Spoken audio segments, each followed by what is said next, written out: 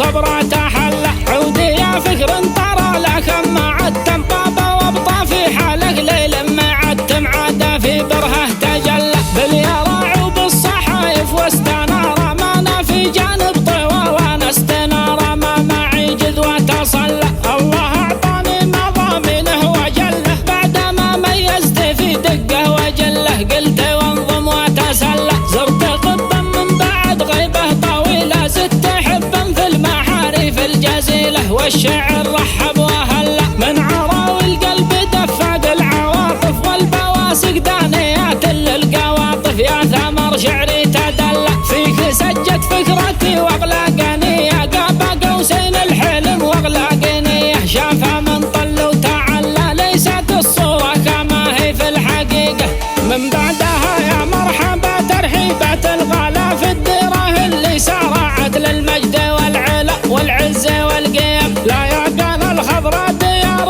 مجدها عتيق في معجم البلدان مذكور ارثها العريق يا سابر الديار عسكر على رهبان وعلى نايفة ماتي وعلى مطاوي وعلى جبل ريمان محمدي من باكر الغياب تسقي ديار سكنها من خيرات العرب مواطن الشعار والتاريخ والادب واشوارهم ليم انا اشهد انهم عز في الحاضر ومن قبل وبرمز ليل وقصته يضرب بها المثل في الجود والشيب يا سعد عين اللي يخاوي له قناويه هاك طرق مسرعي فيه مضمون النبا كالحسام البارعي حد مفتوق الشقا اسمي موسى مروعي يا هلا يا مرحبا رحب ورحب علي موسى وقومه واشهد ان الشيخ ما تبرد عزومه فيصلي صارمه